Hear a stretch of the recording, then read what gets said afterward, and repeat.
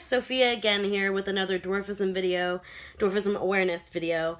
And I want to talk about being an educator and being a teaching artist, which is a lot of the work that I do outside of my performing. I go into different schools, I do things such as drama therapy, we make theater pieces and a lot of art-related work with students.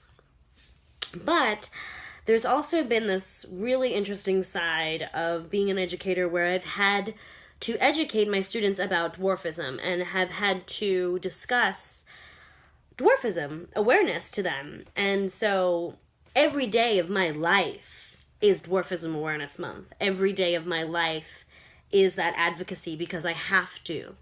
I have to teach my students about how to talk to someone that has different abilities, about how to not point and stare, about how to educate themselves about different abilities and how important it is so that we can all feel like we live in this world that is universal and full of caring human beings and not ignorant human beings.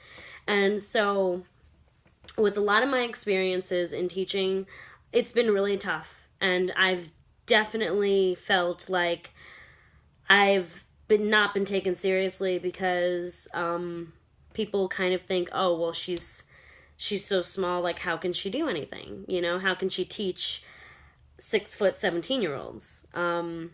And so how I do that is by commanding their respect, demanding their respect.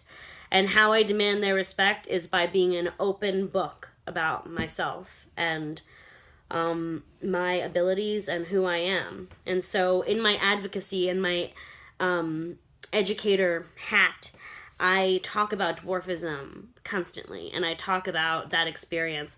I tell my students how I drive, I show them videos, I show them my car, you know, and I'm trying to teach them that someone that does things differently isn't weird, isn't scary, isn't something that we have to fear.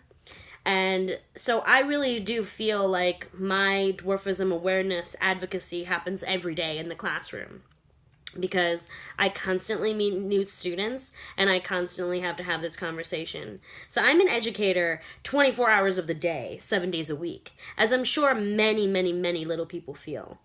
So I just wanted to share that because I'm really, really glad that I have had the opportunities to be an educator and be in the classroom, but I'm even more happy that I can share my self with my students more than most people can. And I think that me showing that, hey, I show up, I have a job, I go to work, I went to college, and I do all these things that a lot of people say I can't do.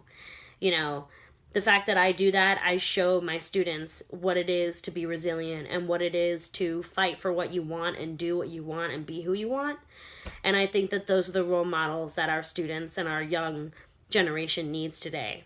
So I'm happy to be an educator, and I feel lucky that in a weird way, my dwarfism awareness has become my little way of getting students to hone in and really listen and say, oh, wow, she's the real deal.